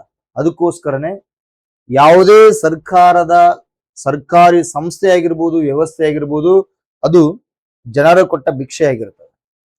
ಜನರ ಟ್ಯಾಕ್ಸ್ ಇಂದನೇ ಅವ್ರಿಗೆಲ್ಲರಿಗೂ ಪೇಮೆಂಟ್ ಸಿಗ್ತಿರ್ತದೆ. ಅದಕ್ಕೋಸ್ಕರ ಇಲ್ಲಿ ಪ್ರಜೆಗಳೇ ಪ್ರಭು ಇರುವುದರಿಂದನೇ ಪ್ರಜೆಗಳಿಗೆ ತುಂಬಾ ರೆಸ್ಪೆಕ್ಟ್ ಕೊಡ್ಬೇಕಾಗುತ್ತೆ. ಅಪರಾಧ ಮಾಡಿದನ ನಿನ್ ಕರ್ತವ್ಯನ ಅರೆಸ್ಟ್ ಮಾಡೋದು, ಜೈಲಿಗೆ ಹಾಕೋದು, ಹೋಗಿ ಕೋರ್ಟಿಗೆ ಕರ್ಕೊಂಡು ಹೋಗುದು. ಕೋರ್ಟಿಗೆ ಏನ್ ಮಾಡ್ತದಪ್ಪ ಅಂದ್ರ ಶಿಕ್ಷೆ ವಿಧಿಸ್ತಾರೆ ಕೋರ್ಟ್. ನಿಮ್ಗೆ ಅಧಿಕಾರ ಸಿಕ್ಕೈತೆ ಅಂತಂದ ಅಹಂಕಾರದಿಂದ ಲಿಮಿಟ್ ಮೀರಿ ನೀನ್ ಡ್ಯೂಟಿ ಏನ್ ಮಾಡಿದ್ರ ನಿನ್ನ ಮೇಲೇನೆ ಆಕ್ಷನ್ ತಗೋತಾರ ಮೇಲಾಧಿಕಾರಿ. ಅದಕ್ಕೋಸ್ಕರ ಕಾನೂನು ಹಿನ್ನೆಲೆಯಲ್ಲಿ ಏನ್ ಮಾಡ್ಬೇಕು, ನೀವು ನಿಮ್ಮದೇ ಆದಂತ ಸೇವೆಯನ್ನು ಮಾಡಬೇಕು. ಜೊತೆಗೆ ನೈತಿಕ ಪೊಲೀಸ್ ಗಿರಿಯನ್ನು ಕೂಡ ನೀವು ರೂಢಿಸಿಕೊಂಡಿರ್ಬೇಕು ಅನ್ನೋದು ಕಂಟೆಂಟ್ ನಿಮ್ಗೆ ಗೊತ್ತಿರಬೇಕು. ಇನ್ನ ಈ ಪೊಲೀಸ್ ಕಾನ್ಸ್ಟೇಬಲ್ ನೋಟಿಫಿಕೇಶನ್ ಆಗಿರೋಲ್ಲ, ಹೇಗೆ ಓದ್ಬೇಕು, ಏನನ್ನ ಓದ್ಬೇಕು, ಯಾವ ರೀತಿ ಓದಿದ್ರೆ ಸ್ಕೋರ್ ಆಗತ್ತಾ, ಎಷ್ಟನ್ನ ಓದಿದ್ರ ನಾವು ಸೆಲೆಕ್ಷನ್ ಆಗ್ತೀವಿ ಅಂತಂದ್ರೆ, ಈ ನಾನು ಹೇಳ್ತೀನಲ್ಲ ಇದನ್ನ ಕರೆಕ್ಟ್ ಆಗಿ ನೀವು ಫಾಲೋ ಮಾಡಿದ್ರೆ ಗ್ಯಾರಂಟಿ ನೀವು ಪೊಲೀಸ್ ಕಾನ್ಸ್ಟೇಬಲ್ ಸೆಲೆಕ್ಷನ್ ಆಗೇ ಆಗ್ತೀರ. ಏನು ಅಂದ್ರೆ ಫಸ್ಟ್ ನೀವು ಓದ್ಬೇಕಾಗಿದ್ದು ಏನಪ್ಪಾ ಅಂತಂದ್ರ ಇವುಗಳನ್ನು ಓದ್ಬೇಕು. ಗೌರ್ಮೆಂಟ್ ಬುಕ್ಸ್ ಅನ್ನ ಓದ್ಬೇಕು. ಫಸ್ಟ್ ಮಾರ್ಕೆಟ್ ಅಲ್ಲಿ ಸಿಕ್ಕಾಪಟ್ಟೆ ಪುಸ್ತಕಗಳದಾವ. ನಾವು ತಗೊಳ್ರಿ ಅಂತಾನು ಹೇಳುದಿಲ್ಲ, ತಗೋಬ್ಯಾಡ್ರಿ ಅಂತಾನು ಹೇಳುದಿಲ್ಲ. ಯಾಕಂದ್ರ ಯಾವುದೇ ಒಂದು ಪುಸ್ತಕ ಯಾವತ್ತು ಕೆಟ್ಟದ್ದನ್ನು ಹೇಳುವುದಿಲ್ಲ, ಕೆಟ್ಟದ್ದನ್ನು ಒಳಗೊಂಡಿರುವುದಿಲ್ಲ, ಕೆಟ್ಟದ್ದನ್ನು ಆ ಲೇಖಕರು ಬರೆದಿರುವುದಿಲ್ಲ. ಎಲ್ಲದೂ ಒಳ್ಳೇದೇ ಇರ್ತದ, ಒಳ್ಳೇದಕ್ಕಾಗಿನೇ ಬರೆದಿರುತ್ತಾರ. ಹಾಗಾಗಿ ಆದರೆ ಇಲ್ಲಿ ಸ್ಪರ್ಧಾತ್ಮಕ ಪರೀಕ್ಷೆಗೆ ಸಂಬಂಧಪಟ್ಟಂತೆ ಹೋದ್ರೆ what to read, what not to read ಅನ್ನೋದು ಬೇಕು. ಯಾಕಂದ್ರೆ ಕಡಿಮೆ ಸಮಯ ಇದೆ. ಆ ಕಡಿಮೆ ಸಮಯದಲ್ಲಿ ನಾವು ಏನ್ ಮಾಡ್ಬೇಕಪ್ಪ ಅಂದ್ರ ಒಳ್ಳೆ ಸ್ಕೋರ್ ಮಾಡುವಂತ ಒಂದು ಕಂಟೆಂಟ್ ಅನ್ನ ನೀವು ಒಳಗೊಂಡಿರ್ಬೇಕು. ನಿಮ್ಮ ಉದ್ದೇಶ ಒಳ್ಳೆ ಕಡಿಮೆ ಸಮಯದಲ್ಲಿನೇ ಬೇಗ ರಿಸಲ್ಟ್ ಅನ್ನ ನಾವು ತಗೊಳ್ಬೇಕು, ಬೇಗ ಸೆಲೆಕ್ಷನ್ ಆಗ್ಬೇಕು ಅನ್ನುವಂತ ಉದ್ದೇಶವನ್ನ ಒಳಗೊಂಡಿರ್ಬೇಕು ಅನ್ನುವಂಥದ್ದು. ಹಾಗಾಗಿ ಫಸ್ಟ್ ನೀವು ಏನ್ ಮಾಡ್ಬೇಕಂದ್ರ 5ನೇ ಕ್ಲಾಸಿಂದ ಹಿಡಿದು ಏನ್ ಮಾಡ್ಬೇಕು, ಸಾಧ್ಯವಾದ್ರೆ 12ನೇ ಕ್ಲಾಸ್ ವರೆಗೆ PUC ವರೆಗೆ ಏನ್ ಮಾಡ್ಬೇಕಪ್ಪ ಅಂದ್ರ ಗೌರ್ಮೆಂಟ್ ಪುಸ್ತಕವನ್ನು ಓದ್ಬೇಕು. ಯಾವ್ಯಾವ ಅಂದ್ರ ಅಲ್ಲಿ ಸೈನ್ಸ್ ಕೊಟ್ಟಿದಾರ ನೋಡ್ರಿ. Ecology environment, EVS environment science ಕೊಟ್ಟಿದಾರ, ಸೋಷಿಯಲ್ ಸೈನ್ಸ್ ಕೊಟ್ಟಿದಾರ. ಇವನ್ನೆಲ್ಲವನ್ನು ಓದ್ತಾ ಬರ್ಬೇಕು. ಅಪ್ ಟು ಎಲ್ಲಿವರೆಗೆ, PUC ವರೆಗೆ ಗೌರ್ಮೆಂಟ್ ಪುಸ್ತಕವನ್ನು ಓದ್ತಾ ಬರ್ಬೇಕು. ಈ ಗೌರ್ಮೆಂಟ್ ಪುಸ್ತಕವನ್ನ ಚಾಚು ತಪ್ಪದೆ ಕರೆಕ್ಟ್ ಆಗಿ, ನೀಟಾಗಿ, ಪರ್ಫೆಕ್ಟ್ ಆಗಿ, ಅರ್ಥಗರ್ಭಿತವಾಗಿ ತಿಳ್ಕೊಂಡು ಓದಿದ್ರಪ್ಪ ಅಂತಂದ್ರ ಎಷ್ಟು ಪರ್ಸೆಂಟೇಜ್ ಕವರ್ ಆಗುತ್ತಾನಂದ್ರೆ ಪೊಲೀಸ್ ಕಾನ್ಸ್ಟೇಬಲ್ ಎಕ್ಸಾಮ್ಗೆ 60% ಕವರ್ ಆಗುತ್ತೆ. 60% ಕವರ್ ಆಗುತ್ತೆ. ಕಡ್ಡಾಯವಾಗಿ ಗೌರ್ಮೆಂಟ್ ಬುಕ್ಸ್ ತಾನೇ ಓದ್ಬೇಕು. ಯಾಕೆ ಕಡ್ಡಾಯವಾಗಿ ಗೌರ್ಮೆಂಟ್ ಪುಸ್ತಕವನ್ನು ಓದ್ಬೇಕಂದ್ರ 2 ಕಾರಣ ಹಿನ್ನೆಲೆಯಲ್ಲೂ ಹೇಳ್ತಾ ಬರ್ತೇನೆ ನೋಡ್ರಿ. ಎಲ್ಲಾ ಕಂಟೆಂಟ್ ಕಡಿಮೆ ಪೇಸಲ್ಲಿ ಸರಳವಾಗಿ, ಸರಳ ಭಾಷೆಯಲ್ಲಿ, ಸರಳ ಶಬ್ದಗಳಲ್ಲಿ ಅರ್ಥವಾಗುವ ರೀತಿಯಲ್ಲಿ ಬರೆದಿರ್ತಾರ. ಮತ್ ಎಕ್ಸ್ಪರ್ಟ್ ಟೀಮ್ ಇರ್ತದ. ಆ ಎಕ್ಸ್ಪರ್ಟ್ ಟೀಮ್ ಇಂದನೇ ಫಾರ್ಮೇಶನ್ ಆಗಿರ್ತಾವ ಒಂದು ಕಂಟೆಂಟ್.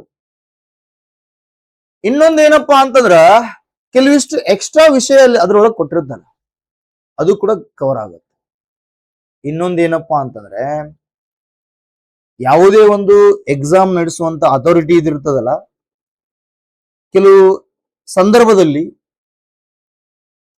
ಕೀ ಆನ್ಸರ್ ಅನ್ನ ರಾಂಗ್ ಆಗಿ ಕೊಟ್ಟಿರ್ತದೆ. ಸುಮಾರು 4 ಆಗಿರ್ಬೋದು, 2 ಆಗಿರ್ಬೋದು.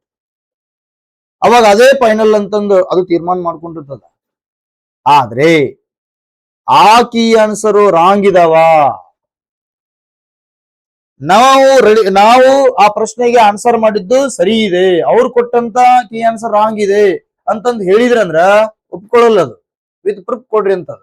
ಅವಾಗ ನೀವೇನ್ ಮಾಡ್ಬೇಕು, ಗೋರ್ಮೆಂಟ್ ಪುಸ್ತಕದಲ್ಲಿ ಇರುವಂತದ್ದು ಏನು ಓದಿರ್ತಿರಲ್ಲ ನೀವು, ಅದನ್ನ ಹೋಗಿ ವಿತ್ ಪ್ರೂಫ್ ಹಾಕಿದಾಗ ಏನ್ ಮಾಡ್ತದ, ಅವ್ ಮತ್ತೆ ಒಳ್ಳೆ ಕೀ ಆನ್ಸರ್ ಚೇಂಜ್ ಮಾಡಿ ನಿಮ್ಗೆ ಅಂಕಗಳು ಬರ್ತದೆ. ಇನ್ ಕೊಡ್ಲಿಲ್ಲ ಅದೇ ಫೈನಲ್ ಅಂತದ್ದು, ಅದು ಏನಾದ್ರು ತೀರ್ಮಾನ ತೆಗೆದುಕೊಂಡ್ರಂದ್ರ ವಿತ್ ಪ್ರೂಫ್ ತಗೊಂಡು ನೀವೇನ್ ಮಾಡು, ಕೋರ್ಟಿಗೆ ಹೋಗ್ಬಹುದು, ಅಪೀಲ್ ಹಾಕ್ಬಹುದು ಅವ್ರ ವಿರುದ್ಧ, ಮತ್ತೆ ಕೀ ಆನ್ಸರ್ ಬರುತ್ತೆ ನೀವು. ಅದಕ್ಕೋಸ್ಕರನೇ ಗೋರ್ಮೆಂಟ್ ಪುಸ್ತಕವನ್ನು ಕಡ್ಡಾಯವಾಗಿ ಓದ್ಲೇಬೇಕು. ಎಷ್ಟು ಪರ್ಸೆಂಟೇಜ್ ನಿಮ್ ಕವರ್ ಆಗುತ್ತಂದ್ರೆ 60% ಕವರ್ ಆಗುತ್ತೆ. ಒಂದು ಮತ್ತೆ ಇನ್ನೊಂದು ಏನಪ್ಪರ, ಕೆಲವಿಷ್ಟು ಎಕ್ಸ್ಟ್ರಾ ಮಾಹಿತಿ ಇಲ್ಲಿ ಕೊಟ್ಟಿರ್ತಾರೆ. ಯಾಕೆ ಗೌರ್ಮೆಂಟ್ ಪುಸ್ತಕ ಓದ್ಬೇಕು ಅನ್ನೋದು ಇನ್ನೊಂದು ಉದಾಹರಣೆಯನ್ನ ಕೊಡ್ತೀನಿ ನಾನು. ಏನಪ್ಪಾ ಅಂದ್ರೆ ಇಲ್ಲಿ ನೋಡ್ರಿ, 6ನೇ ಕ್ಲಾಸ್ ಪುಸ್ತಕ ಇದೆ, ಜಾಗ್ರಫಿ ಬುಕ್ ಇದೆ 6ನೇ ಕ್ಲಾಸ್, NCERT ಪುಸ್ತಕ ಇದೆ ಇಂಗ್ಲಿಷ್, ನಿಮ್ಮ ಕನ್ನಡದಲ್ಲಿ ಟ್ರಾನ್ಸ್ಲೇಷನ್ ಕೂಡ ಸಿಗುತ್ತೆ. NCERT ಕೂಡ ಓದ್ರಿ ನೀವು, NCERT ಕೂಡ ಓದ್ರಿ ಅನ್ನುವಂಥದ್ದು. ಏನಪ್ಪಾ ಒಂದು ಪ್ರಶ್ನೆ ಕೇಳ್ತೀನಿ ನೋಡ್ರಿ, ಏನ್ ಪ್ರಶ್ನೆ ಅಂತ ಅಂದ್ರ, ಜಲಭಾಗ ಮತ್ತು ಭೂಭಾಗವನ್ನ ಪರಿಗಣಿಸಿದಾಗ ಅತಿ ಎತ್ತರವಾದ ಪರ್ವತ ಯಾವುದು? ಅಂದ್ರೆ ಇಡೀ ಭೂಮಿಯನ್ನ ನಾವು ವಾಟರ್ ಹೆಮಿಸ್ಫಿಯರ್ ಮತ್ತು ಲ್ಯಾಂಡ್ ಹೆಮಿಸ್ಫಿಯರ್ ಅಂತಂದು ಡಿವೈಡ್ ಮಾಡ್ತೀವಿ. ವಾಟರ್ ಹೆಮಿಸ್ಫಿಯರ್ ಎಷ್ಟಿದೆ? 71% ಇದೆ. ಲ್ಯಾಂಡ್ ಹೆಮಿಸ್ಫಿಯರ್ ಎಷ್ಟಿದೆ? 29%. ಅಂದ್ರೆ ಒಂದು ನಾವು ಭೂಮಿ ಅಂತ ತೆಗೆದುಕೊಂಡಾಗ ಈ ಭೂಮಿಯಲ್ಲಿ ಏನಿದೆಯಪ್ಪ ಅಂತಂದ್ರ 71% ಜಲಭಾಗ ಐತಿ. ಜಲಭಾಗ ಐತಿ. ಇದನ್ನ ಏನಂತ ಕರೀತಾರ? ವಾಟರ್ ಹೆಮಿಸ್ಫಿಯರ್ ಅಂತ ಕರೀತಾರ. ಇನ್ನ 29% ಏನಿದೆಯಪ್ಪ ಅಂತಂದ್ರ ಭೂಭಾಗ ಐತಿ. ಇದನ್ನ ಏನಂತ ಕರೀತಾರ ಅಂತಂದ್ರ ಲ್ಯಾಂಡ್ ಹೆಮಿಸ್ಫಿಯರ್ ಅಂತ ಕರೀತಾರೆ, ಲ್ಯಾಂಡ್ ಹೆಮಿಸ್ಫಿಯರ್ಸ್. ಹಾಗಾಗಿ ಇವೆರಡನ್ನು ಪರಿಗಣಿಸಿದಾಗ ಅತಿ ಎತ್ತರವಾದ ಪರ್ವತ, ಹೈಯೆಸ್ಟ್ ಹೈಟ್ ಮೌಂಟೇನ್ಸ್ ಯಾವ್ದಂತ ಕೇಳ್ತಾ ಬಂದಾಗ ನಿಮ್ಗೆ ಆನ್ಸರ್ ಬರೋದು ಯಾವ್ದು ಗೊತ್ತಾ? ಮೌಂಟ್ ಎವರೆಸ್ಟ್ ಅಂತ ಆನ್ಸರ್ ಬರುತ್ತೆ. ಯಾಕಂದ್ರೆ ಅದನ್ನ ಓದಿರ್ತೀರಿ, ಎಲ್ಲ ಪುಸ್ತಕದಲ್ಲಿ ಅದನ್ನೇ ಓದಿರ್ತೀರಿ. ಮೌಂಟ್ ಎವರೆಸ್ಟ್ ಅಂತ ಬರುತ್ತಾ? ನೋ, ಅದು ಅಲ್ಲ, ರಾಂಗ್. ಹಾಗಾದ್ರೆ ನಾನು ಏನ್ ಕೇಳಿದ್ರೆ ಬರೀ ಮೌಂಟ್ ಎವರೆಸ್ಟ್ ಏನಾದ್ರೆ ಭೂಭಾಗದಲ್ಲಿ ಅಷ್ಟೇ, ಇದು ಭೂಭಾಗದಲ್ಲಿ ಅತಿ ಎತ್ತರವಾದ ಪರ್ವತ ಮೌಂಟ್ ಎವರೆಸ್ಟ್. ನಾನು ಕೇಳಿದ್ದು ಜಲಭಾಗ ಮತ್ತು ಭೂಭಾಗ ಎರಡನ್ನ ಪರಿಗಣಿಸಿದಾಗ ಅತಿ ಎತ್ತರವಾದ ಪರ್ವತ ಯಾವ್ದಂತಂದಾಗ ಇಲ್ಲಿ ಅರ್ಥ ಮಾಡ್ಕೊಳ್ರಿ, ಇಲ್ಲಿ ಇದೆ ನೋಡಿ NCERT ಪುಸ್ತಕದಲ್ಲಿ ಕೊಟ್ಟಿದ್ದಾರೆ, ಮೌಂಟ್ ಕಿಯಾ ಅಂತಾರ. ಅದನ್ನ ಏನಂತಾರ? ಮೌಂಟ್ ಕಿಯಾ ಪರ್ವತ. ಎಲ್ಲಪ್ಪ ಅಂತಂದ್ರ ಎಲ್ಲೈತಪ್ಪ ಅಂದ್ರ ಅದು ಪೆಸಿಫಿಕ್ ಓಷನ್ ಇದೆ, ಹವಾಯಿ ಪಕ್ಕದಲ್ಲಿ ಮೌಂಟ್ ಕಿಯಾ ಪೆಸಿಫಿಕ್ ಮಹಾಸಾಗರದಲ್ಲಿ ಇದೆ. ಅಂಡರ್ ಸಿ ಮೌಂಟೇನ್ ಅಂತಾರ. ಜಲಭಾಗದಲ್ಲಿ ಐತಿ, ಜಲಭಾಗದಲ್ಲಿ ಆ ಪರ್ವತ ಇದೆ ಎನ್ನುವುದನ್ನ ಅರ್ಥ ಮಾಡ್ಕೊಡ್ರಿ. ಅದು ಎಷ್ಟು ಮೀಟರ್ ಹೈಟ್ ಇದೆಪ್ಪ ಅಂದ್ರ 10,205 ಮೀಟರ್ ಇದೆ. ಎಷ್ಟು? 10,205 ಮೀಟರ್ ಹೈಟ್ ಅನ್ನು ಒಳಗೊಂಡಿದೆ. ಕಿಲೋಮೀಟರ್ ಅಲ್ಲ, ಮೀಟರ್ಸ್. ಹಾಗಾದ್ರೆ ಮೌಂಟ್ ಎವರೆಸ್ಟ್ ಅದು ಹೇಳಿದೆ ನೋಡ್ರಿ, ಅಲ್ಲೇ ಇಂಗ್ಲಿಷ್ ಅಲ್ಲಿ ಹೇಳಿದ್ದಾರೆ, higher then Mount Everest. Mount Everest ಗಿಂತ ಅತಿ ಎತ್ತರವಾಗಿದೆ. ಅಂದ್ರೆ ಮೌಂಟ್ ಎವರೆಸ್ಟ್ ನ ಎತ್ತರ ಎಷ್ಟು? 48 ಮೀಟರ್ ಹೈಟ್ ಐತಿ ಮೌಂಟ್ ಎವರೆಸ್ಟ್ ನ ಹೈಟ್ ಇಷ್ಟ. ಹಾಗಾದ್ರೆ ಇದು 10,205 ಮೀಟರ್ ಹೈಟ್ ಐತಿ. ಹಾಗೆ ಆನ್ಸರ್ ಇದಾಗ್ತದೆ. ಆನ್ಸರ್ ನಿಮ್ ಪ್ರಕಾರ ಮೌಂಟ್ ಎವರೆಸ್ಟ್ ಅಲ್ಲ. ರೆಕಾರ್ಡ್ ಏನಿದೆ, ವಿತ್ ಪ್ರೂಫ್ ಏನಿದೆ? ಗೋರ್ಮೆಂಟ್ ಪುಸ್ತಕ, NCERT ಪುಸ್ತಕ. ಅರ್ಥ ಮಾಡಿ. ಅದಕ್ಕೋಸ್ಕರ ಮಸ್ಟ್ ಬಿ ರೀಡ್ ಗೋರ್ಮೆಂಟ್ ಪುಸ್ತಕ, government books. Must be read government books. Please follow this content, read this content. ಓದಿ, ಗ್ಯಾರಂಟಿ ಸೆಲೆಕ್ಷನ್ ಆಗುವಂತ ಚಾನ್ಸಸ್ ಬಹಳ. ಗೋರ್ಮೆಂಟ್ ಬುಕ್ ಅನ್ನ ರೆಫರ್ ಮಾಡ್ಬೇಕು. ಎಸ್.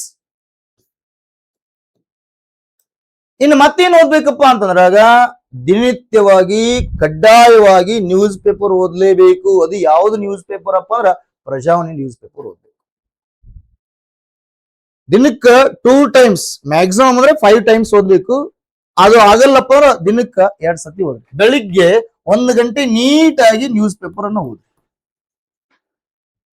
ಆ ನ್ಯೂಸ್ ಪೇಪರ್ ಓದಿದ್ದನ್ನ ನೈಟ್ ಊಟ ಆದ ನಂತರ ಫ್ರೆಂಡ್ಸ್ ಜೊತೆ ಡಿಸ್ಕಷನ್ ಮಾಡಿ ಎಲ್ಲೆಲ್ಲಿ ಅಂಡರ್ಲೈನ್ ಮಾಡಿರಲ್ಲ ಅದನ್ನ ಏನ್ ಮಾಡ್ಬೇಕಪ್ಪ ಅಂತಂದ್ರ ಸುಮಾರು 5ರಿಂದ ಒಂದು 10 ಪಾಯಿಂಟ್ ಸಿಗ್ತಾವ, ಅವುಗಳನ್ನ ಶಾರ್ಟ್ ಆಗಿ ನೋಟ್ ಮಾಡಿ ಇಟ್ಕೊಂಡ್ಬಿಟ್ರಿ, ಹೆಲ್ಪ್ ಆಗ್ತದೆ ತುಂಬಾ.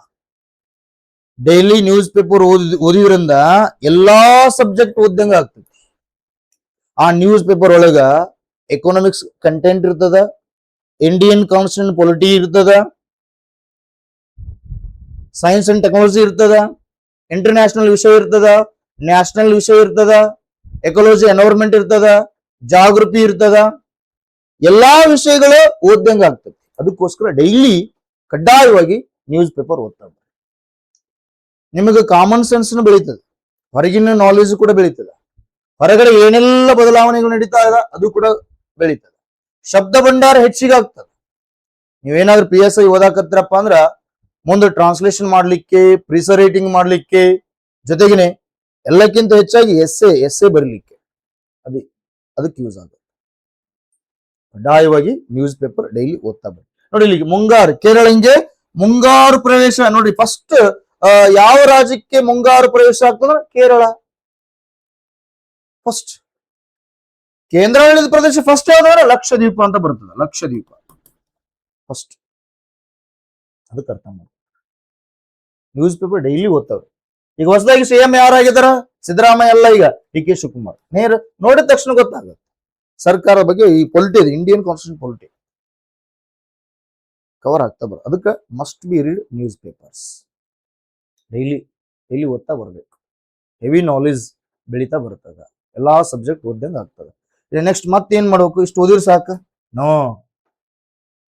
ಮತ್ತೇನ್ ಓದ್ಬೇಕಪ್ಪ ಅಂತಾರ ಇಲ್ಲಿ ಕೆಲವು ವೆಬ್ಸೈಟ್ಗಳನ್ನ ರೆಫರ್ ಮಾಡ್ಬೇಕಾಗತ್ತೆ. ಯಾಕಂದ್ರೆ ದಿಸ್ ಇರಾ ಈಸ್ ಆರ್ಟಿಫಿಷಿಯಲ್ ಇಂಟೆಲಿಜೆನ್ಸ್ ಇರಾ, ಟೆಕ್ನಾಲಜಿ ಇರಾ, ಕಂಪ್ಯೂಟರ್ ಯುಗ ಅಂತ ಕರೀತಾರೆ. ಇದನ್ನ ಯುಗವನ್ನ ವಿಜ್ಞಾನ ಮತ್ತು ತಂತ್ರಜ್ಞಾನ ಯುಗವನ್ನು ಕರೆಯುವುದರಿಂದ ಎಲ್ಲಾ ವಿಷಯಗಳ ಮಾಹಿತಿ ನಮಗೆ ವೆಬ್ಸೈಟ್ ಅಲ್ಲಿ ಸಿಗ್ತಾ ಇದೆ, ನೆಟ್ ಅಲ್ಲಿ ಸಿಗ್ತಾ ಇದೆ. ಅದಕ್ಕೋಸ್ಕರನೇ ಯಾವುದೇ ಅಥಾರಿಟಿಯವರು ಎಕ್ಸಾಮ್ ನಡೆಸರು ಕೂಡ ಕೆಲವು ಕ್ವಶನ್ಸ್ ಗಳನ್ನ ಪ್ರಮುಖವಾದಂತ ಸ್ಟ್ಯಾಂಡರ್ಡ್ ವೆಬ್ಸೈಟ್ ಇಂದ 10ರಿಂದ ಒಂದು 15 ಕ್ವಶನ್ಸ್ ಎತ್ತಿಟ್ಟಿರ್ತಾರೆ. ಅದಕ್ಕೋಸ್ಕರ ನೀವೇನ್ ಮಾಡ್ಬೇಕಪ್ಪ ಅಂದ್ರ ಯಾವುದಾದ್ರೂ ಒಂದು ಕರೆಕ್ಟ್ ಆಗಿ ಕಡ್ಡಾಯವಾಗಿ ವೆಬ್ಸೈಟ್ ಅನ್ನ ರೆಫರ್ ಮಾಡ್ತಾ ಬರ್ರಿ. ನನ್ನ ಪ್ರಕಾರ ಎಲ್ಲಾ ಎಕ್ಸಾಮ್ ನಲ್ಲಿ ಅತಿ ಹೆಚ್ಚು ಬಳಕೆಯಾಗಿರುವಂತ ವೆಬ್ಸೈಟ್ ಯಾವ್ದಪ್ಪ? GK today.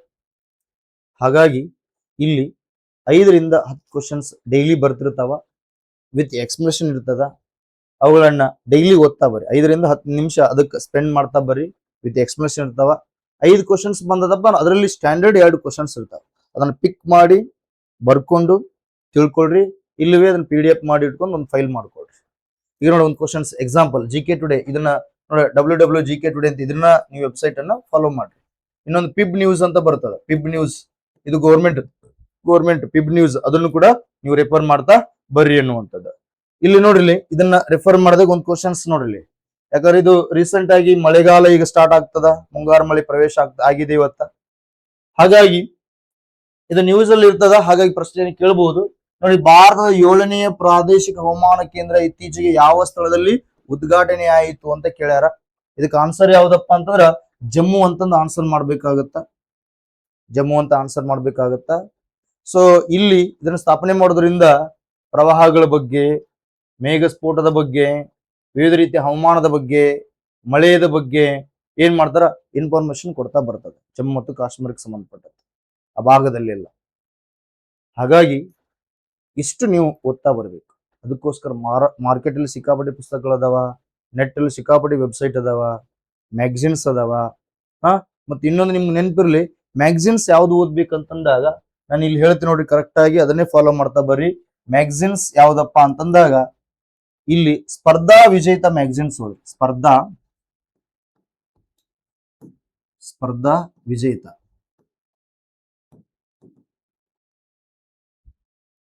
ಎಲ್ಲಿಂದಪ್ಪ ಅಂತಂದ್ರ 2025 ಜೂನ್ ತಿಂಗಳಿಂದ 2026 ಈ ವರ್ಷನೇ ಆಗಸ್ಟ್ ವರೆಗೆ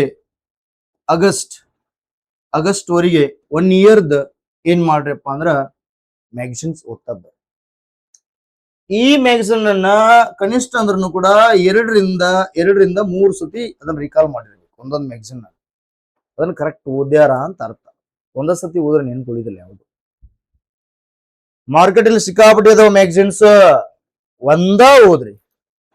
ಇದನ್ನ ಯಾಕೆ ಓದ್ರಿ ಅಂತ ಹೇಳ್ತೇನೆ ಸ್ಪರ್ಧಾ ವಿಜೇತ ಅಂದ್ರ ಅವರು ಸುಮಾರು 30ರಿಂದ 40 ವರ್ಷಗಳ ಕಾಲ ಈ ಸ್ಪರ್ಧಾತ್ಮಕ ರಂಗದಲ್ಲಿಯೇ ತಮ್ಮದೇ ಆದಂತ ಚಾಪನ್ನ ಮೂಡಿಸಿದಾರ. ಅನುಭವ ಇದೆ, ಗ್ರಿಫ್ ಇದೆ. ಕರ್ನಾಟಕದಿಂದಲೇ ಅತಿ ಹೆಚ್ಚು ಮಾರಾಟವಾಗ್ತಿರುವಂತ ಪತ್ರಿಕೆ ಇದು. ಸಿಂಪಲ್ ಲ್ಯಾಂಗ್ವೇಜ್ ಇದೆ, ಬೇಗ ಓದಿದ್ರೆ ಬೇಗ ಅರ್ಥ ಆಗುತ್ತೆ. ಹಾಗಾಗಿ ಒಂದು ವರ್ಷದ ಮ್ಯಾಗಝಿನ್ ಅನ್ನ ನೀಟಾಗಿ ಓದ್ತಾ ಬರ್ರಿ. ಒಂದು ವರ್ಷದ ಮ್ಯಾಗಝಿನ್ ಅನ್ನ ನೀಟಾಗಿ ಓದ್ತಾ ಬರ್ರಿ. ಅದನ್ನ ಚರ್ಚೆ ಮಾಡ್ರಿ, ನಿಮ್ ಫ್ರೆಂಡ್ಸ್ ಜೊತೆ ಚರ್ಚೆ ಮಾಡ್ರಿ. ಶಿಕ್ಷಕ ಮ್ಯಾಗಝಿನ್ ಅನ್ನು ತಗೊಳಕ್ ಹೋಗ್ಬೇಡ್ರಿ. ಇದು ನಿಮ್ಗೆ ಇಷ್ಟ ಆಗ್ಲಿಲ್ವಾ ಮತ್ತೆ ಬೇರೆ ಯಾವ್ದಾದ್ರು ಸಿಗ್ತದ ಒಂದನ್ನೇ ರೆಫರ್ ಮಾಡ್ರಿ. ಚೆನ್ನಾಗಿರ್ಬೇಕು, ಅದು ಎಲ್ಲಾ ವಿಷಯವನ್ನು ಒಳಗೊಂಡಿರ್ಬೇಕು. ಇದು ಎಲ್ಲಾ ವಿಷಯವನ್ನು ಒಳಗೊಂಡಿದೆ, ಅದಕ್ಕೆ ಇದನ್ನ ರೆಫರ್ ಮಾಡ್ರಿ ಅಂತ ಹೇಳ್ತಾರೆ. ಮತ್ತೆ ಇದನ್ನ ರೆಫರ್ ಮಾಡಾಕತ್ತಾರ ಸರ್, ಇದನ್ನ ಹೇಳಂತಾರ ಅವ್ರ ಏನಾದ್ರು ನಿಮ್ಗೆ ದುಡ್ಡು ಕೊಡ್ತಾರ ಅಂಡ್ ಸರ್? ನೋ, ಆ ತರ ಮನೋಭಾವನೆ ಇಲ್ಲ. ಯಾಕಂದ್ರೆ ನಾನು ಓದ್ತಾ ಬಂದಿದ್ದೀನಲ್ಲ, ನಾನು ನಿರಂತರ ಓದುಗಾರ. ನಾನು ಯಾವ್ದು ಸರಿ ಯಾವ್ದು ತಪ್ಪಂತ ಗೊತ್ತಾಗತ್ತೆ. ಅದಕ್ಕೋಸ್ಕರನೇ ಇದನ್ನ ಓದ್ಕೊಳ್ತಾ ಬರ್ರಿ ಅನ್ನುವಂಥದ್ದು. ನೋಟ್ ಮಾಡ್ಕೊಳ್ತಾ ಬರ್ರಿ, ರೀಕಾಲ್ ಮಾಡ್ತಾ ಬರ್ರಿ, ಚರ್ಚೆ ಮಾಡ್ತಾ ಬರ್ರಿ. ಹಾಗಾಗಿ ನೋಡಿ, ಫಸ್ಟ್ ನೀವೇನ್ ಮಾಡ್ಬೇಕು, ಸಿಲೆಬಸ್ ಗೊತ್ತಾಯ್ತು ನಿಮಗೆ. ಮತ್ತೆ ಜೊತೆಗೇನೆ ಮಾಡೆಲ್ ಟೆಸ್ಟ್ ಅಟೆಂಡ್ ಆಗ್ರಿ. ಮಾಡೆಲ್ ಟೆಸ್ಟ್ ಅನ್ನ ಅಟೆಂಡ್ ಆಗ್ರಿ. ಯಾಕಂದ್ರ ಈ ಮಾಡೆಲ್ ಟೆಸ್ಟ್ ಅಟೆಂಡ್ ಆಗೋದ್ರಿಂದ ನಿಮ್ಮ ನೀರಿನ ಆಳ ಎಷ್ಟೈತೆ ಅಂತ ಗೊತ್ತಾಗತ್ತ. ನಿಮ್ಮ ನೀರಿನ ಆಳ ನಿಮ್ಗೆ ಗೊತ್ತಾಯ್ತಪ್ಪ ಅಂತಾರ ಇನ್ನು ನಾವು ಆಳಕ್ಕೆ ಇಳಿಬೇಕು. ಆಳಕ್ಕೆ ಇಳಿದಾಗ ಆ ಪ್ರಶ್ನೆಯ ಒಂದು ವ್ಯತ್ಯಾಸ ಗೊತ್ತಾಗತ್ತ, ಆ ಪ್ರಶ್ನೆಯ ಕಠಿಣತೆ ಗೊತ್ತಾಗತ್ತ, ಆ ಕಠಿಣತೆಗೆ ಅನುಗುಣವಾಗಿ ನಾವು ಯಾವ ರೀತಿ ಪ್ರಿಪರೇಷನ್ ಆಗ್ಬೇಕು ಅನ್ನೋದು ಗೊತ್ತಾಗುತ್ತೆ. ಮತ್ತೆ ಜೊತೆಗೆ ಟೈಮ್ ಮ್ಯಾನೇಜ್ಮೆಂಟ್ ಕೂಡ ಗೊತ್ತಾಗುತ್ತೆ. ಹಾಗಾಗಿ ಫಸ್ಟ್ ಸಿಲೆಬಸ್, ನ್ಯೂಸ್ ಪೇಪರ್ ಓದ್ಬೇಕು, ಪ್ರಜಾವಾಣಿ, ಸ್ಪರ್ಧಾ ವಿಜೇತ ಓದ್ರಿ, ಜೊತೆಗೆ ಗೋರ್ಮೆಂಟ್ ಪುಸ್ತಕ ಓದ್ರಿ, ಸ್ಟೇಟ್ ಸಿಲೆಬಸ್ ಓದ್ರಿ, ಮತ್ತು NCERT ಕೂಡ ಓದ್ರಿ. ಮತ್ತೆ GK ಟುಡೇ ವೆಬ್ಸೈಟ್ ಅನ್ನು ರೆಫರ್ ಮಾಡ್ರಿ, ಮತ್ತು ಪಿಬ್ ನ್ಯೂಸ್ ಅನ್ನ ರೆಫರ್ ಮಾಡ್ರಿ. ಇಷ್ಟು ಮಾಡಿಬಿಟ್ರೆ ಸಾಕು. ಇಷ್ಟು ಮಾಡಿದ್ರೆ ಗ್ಯಾರಂಟಿ ಸುಮಾರು 75ರಿಂದ 85 ಸ್ಕೋರ್ ಆಗುತ್ತೆ.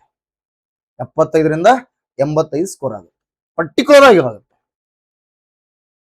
ಇಷ್ಟ ಮಾಡಿ ಸಾಕು. ಸಾಧ್ಯವಾದ್ರೆ ನೀವು ಕೋಚಿಂಗ್ ಹೋಗಿರ್ತೀರಿ, ಕೋಚಿಂಗ್ ಹೋದಾಗ ಅಲ್ಲಿ ನಿಮ್ಮ ಟೀಚರ್ಸ್ ನೋಟ್ಸ್ ಬರ್ಸಿರ್ತಾರೆ, ಒಂದು ರೀಕಾಲ್ ಮಾಡಿ. ಬಟ್ ಗೋರ್ಮೆಂಟ್ ಬುಕ್ ಅನ್ನ ಕಡ್ಡಾಯವಾಗಿ ಓದಲೇಬೇಕು, ನ್ಯೂಸ್ ಪೇಪರ್ ಅನ್ನ ಕಡ್ಡಾಯವಾಗಿ ಓದಲೇಬೇಕು, ವೆಬ್ಸೈಟ್ ಅನ್ನ ರೆಫರ್ ಮಾಡಲೇಬೇಕು. ಹಾಗಾಗಿ ಈ ನನ್ನ ಕ್ಲಾಸ್ ನಿಮಗ ಅರ್ಥ ಆಗಿತ್ತು ಎಂದು ಭಾವಿಸುತ್ತಾ, ಹಾಗೇನೆ ಡೈಲಿ ನಮ್ಮ ವಿದ್ಯಾರ್ಜನೆ ವೇದಿಕೆಯಿಂದ ಸುಮಾರು ದಿನಕ್ಕೆ 2ರಿಂದ 3 ಕ್ಲಾಸ್ ಡೈಲಿ ಮಾಡ್ತಾ ಬರ್ತೇನೆ. ಸಾಧ್ಯವಾದ ಟೈಮ್ ಸಿಕ್ಕಾಗ ಅದಕ್ಕಿಂತ ಹೆಚ್ಚಿನ ಕ್ಲಾಸ್ಗಳನ್ನ ತಗೊಳ್ತಾ ಬರ್ತೇನೆ. ಇದರ ಸದುಪಯೋಗ ಪಡಿಸಿಕೊಂಡು ನಿಮ್ಮದೇ ಆದಂತ ಗುರಿ ಕನಸನ್ನ ಈಡೇರಿಸ್ತೀರಿ ಎಂದು ಭಾವಿಸುತ್ತಾ ಈ ಕ್ಲಾಸ್ ಅನ್ನು ಮುಗಿಸ್ತಾ ಇದ್ದೇನೆ. ಎಲ್ಲರಿಗೂ ಕೂಡ ಒಳ್ಳೆಯದಾಗಲಿ. ಥ್ಯಾಂಕ್ಸ್.